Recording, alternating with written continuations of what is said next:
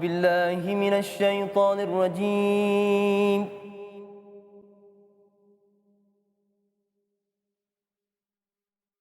بسم الله الرحمن الرحيم.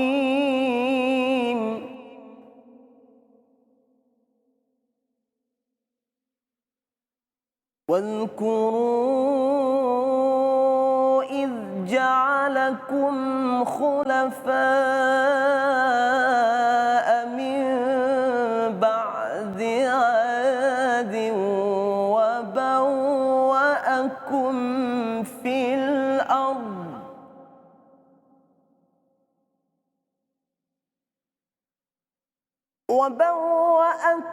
في الأرض تتخذون من سهولها قصورا وتنحتون الجبال بيوتا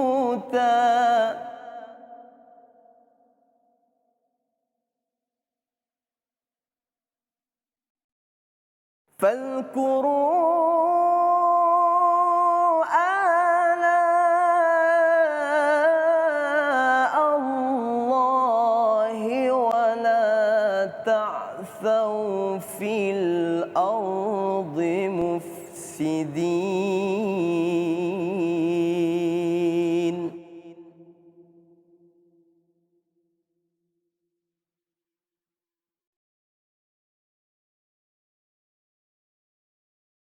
قال الملأ الذين استكبروا من قومه للذين استضعفوا لمن آمن منهم أتعلمون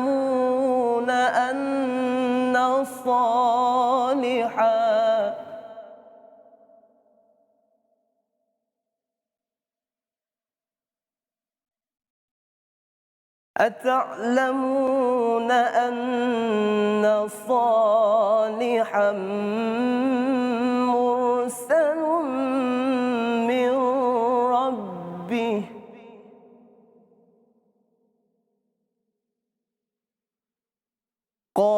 قالوا إنا بما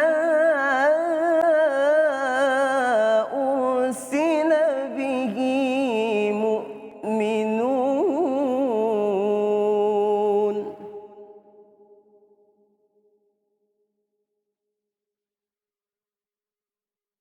قال الذين استكبروا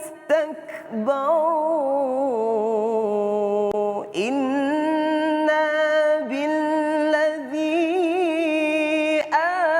آمنتم به كافرون.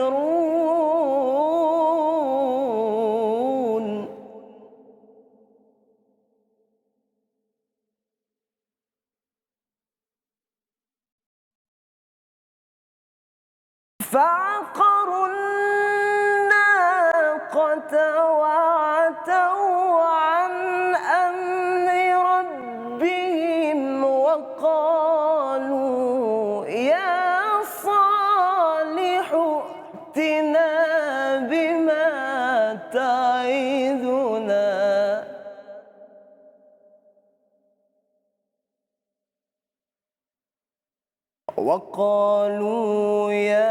صالح ائتنا بما تعدنا إن كنت من المرسلين.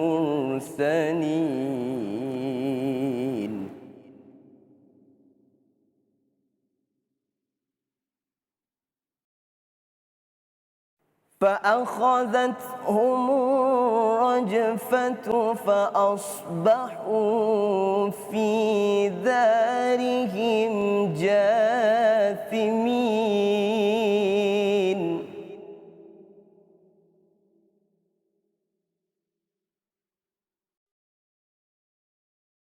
فتولى عنهم فقال يا قوم لقد أبلغتكم رسالة ربي ونصحت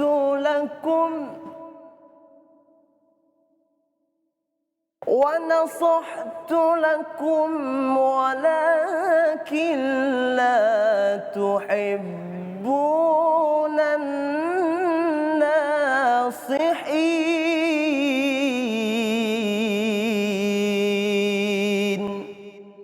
صدق الله العظيم.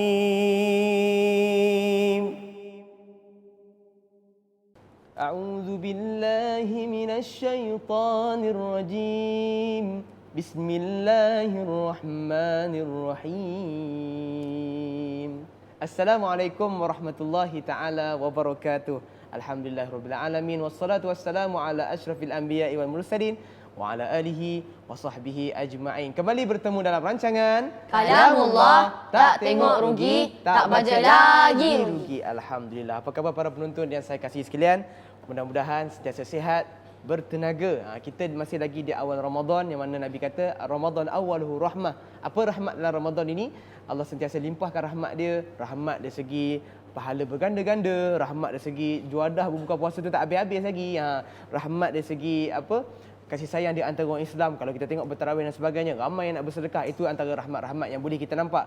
Dan rahmat lain sudah tentulah satu kurniaan Allah kepada umat Islam ini, iaitu bulan Ramadan, bulan yang tidak diberi kepada umat-umat terdahulu, yang pahalanya berganda-ganda, yang mana ada badannya Lailatul Qadar dan sebagainya. Itu rahmat. Kita bersyukur pada Allah, kita dah masuk 9 Ramadan. Kalau boleh tenaga tu nak sampai ke hujung, insya-Allah. Baik. Semalam kita cerita pasal Nabi Saleh alaihissalam dan juga kaumnya, kaum Samud. Dan hari ini insya-Allah kita nak masih bersama dengan adik Saiful Hadi dan juga Fatimah. Apa khabar? Sihat? Alhamdulillah. Alhamdulillah. Tak balik ke memang duduk sini? Sihat ya? Alhamdulillah. InsyaAllah. Baik, kita nak cerita hari ini pula kisah tentang Zulkarnain dengan Ya'juj Ma'juj. Pernah dengar? Nah. Pernah? Nah. Dia tu siapa? Dia orang ni, Zulkarnain ni siapa? Ya'juj Ma'juj siapa? Kita akan cerita selepas lagi. Tapi yang pasti apa yang kita nak cerita ni Allah rakamkan dalam Al-Quran yang menjadi pertanyaan dan persoalan kaum-kaum Nabi sendiri dan juga kaum sebelum Nabi. Sebab tu Allah rakamkan Al-Quran. Baik, kita nak dengar adik-adik kita baca. Kita baca di surah Al-Kahfi. Mungkin para penonton boleh semak di rumah. Bermula ayat 83. Silakan. Siapa nak baca? Fatimah. Okey. A'udzubillah. A'udzu billahi minasy syaithanir rajim. Bismillahirrahmanirrahim. ويسألونك عن ذي القرنين قل سأتلو عليكم منه ذكرا إنا مكنا له في الأرض وآتيناه من كل شيء سببا فأتبع سببا حتى إذا بلغ مغرب الشمس وجدها تغرب في عين حمئة ووجد عندها قوما قلنا يا ذا القرنين إما أن تعذب وإما أن تتخذ فيهم حسنا قال أما من ظلم فسوف نعذبه ثم يرد إلى ربه فيعذبه عذابا نكرا وأما من آمن وعمل صالحا فله جزاء الحسنى وسنقول له من أمرنا يسرا ثم أتبع سببا حتى إذا بلغ مطلع الشمس وجدها تطلع على قوم وجدها تطلع على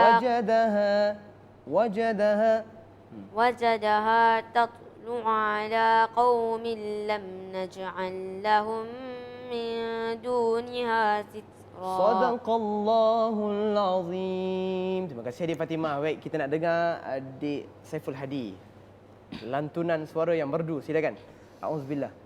أعوذ بالله من الشيطان الرجيم بسم الله الرحمن الرحيم كذلك وقد أحطنا بما لديه خبرا ثم أتبع سببا حتى إذا بلغ بين السدين وجد من دونهما قوما لا يكادون يفقهون قولا قالوا يا ذا القرنين إن يأجوج ومأجوج مفسدون في الأرض فهل نجعل لك خرجا على أن تجعل بيننا وبينهم سدا قال ما مكني فيه ربي خير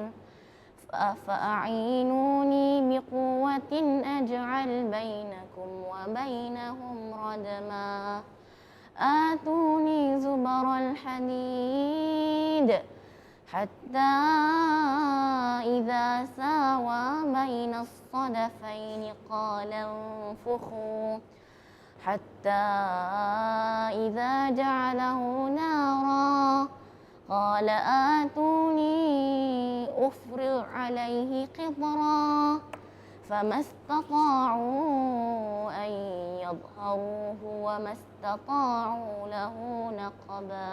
Sadaqallahul Azim. Terima kasih pada adik Saiful Hadi. Itu dia bacaan daripada kedua-dua adik kita, Kori Junior yang satu dan juga dua. Dua-dua Johan ya. Alhamdulillah, nampak dia ada chemistry kat situ InsyaAllah mudah-mudahan menjadi idola kepada adik-adik di luar sana, anak-anak kita. Nak jadi contoh ni lah. Inilah kita punya idola. Idola saya ni. Boleh saya jadi adik-adik? Okey, kita nak berkongsi tentang kisah Iskandar Zulkarnain, tapi semuanya selepas ini. Berehat seketika, kembali selepas ini dalam rancangan Kalamullah, tak tengok rugi, tak baca lagi rugi. Alhamdulillah kembali bersua dalam rancangan Kalamullah, tak tengok rugi, tak baca lagi rugi. Alhamdulillah kita kembali bersua. Kita nak bicarakan hari ini tentang kisah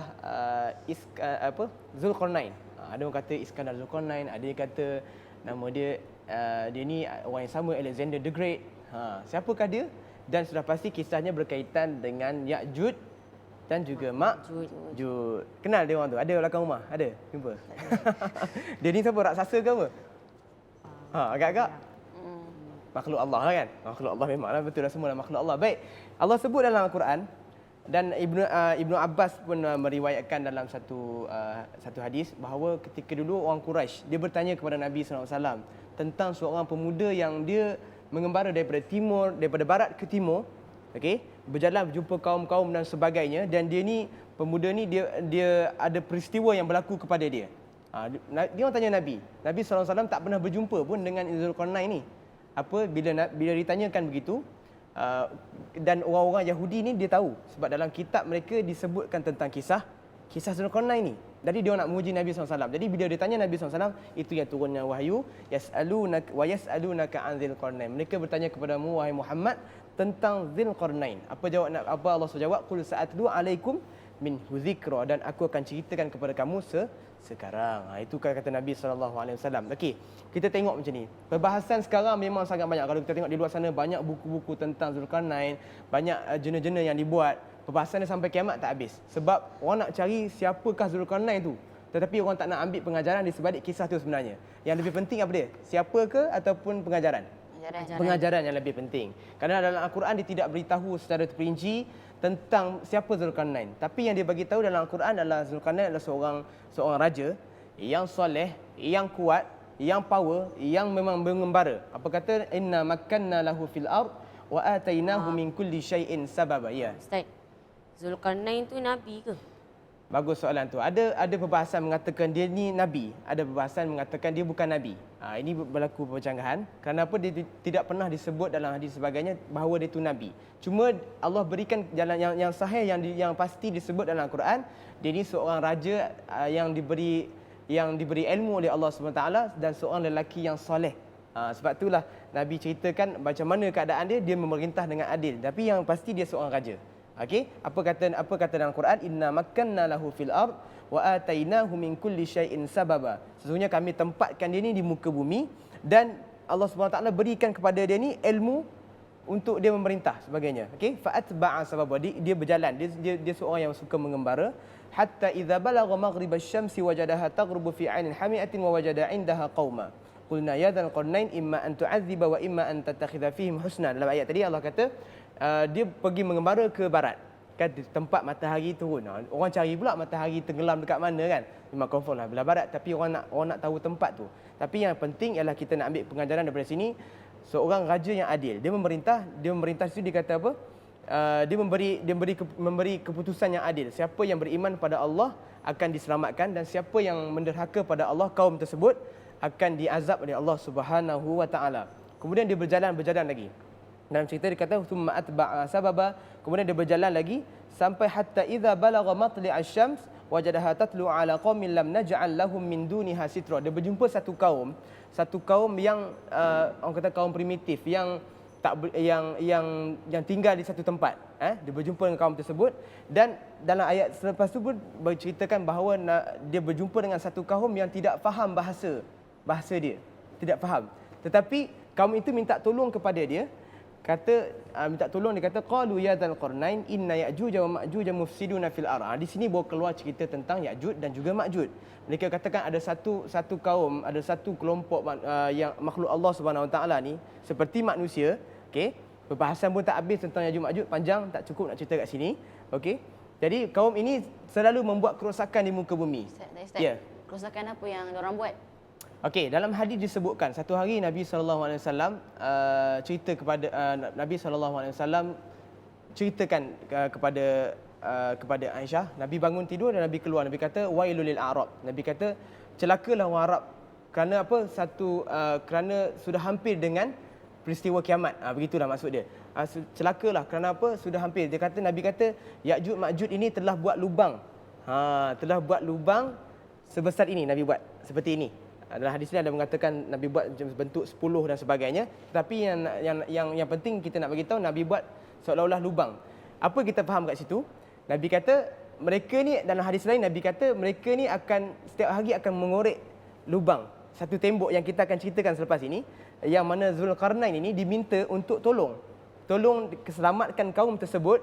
Dia kata fahal naj'alu laka kharjan ala an taj'al bainana wa bainahum sadda. Boleh tak engkau wahai Zulkarnain tolong buat satu tembok supaya kami ni terselamat daripada Ya'juj Ma'juj ni?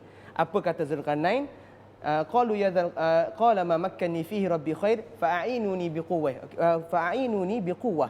Aku boleh buat tetapi kau kena tolong aku. Dia kata begitu. Okey, dia kata bagikan aku atuni zubarul hadid hatta idza sawa bainas sarafaini qala fukhum. Maka Zulkarnain pun mencipta satu tembok yang menghalang Ya'juj Ma'juj ni daripada keluar daripada satu tempat tu.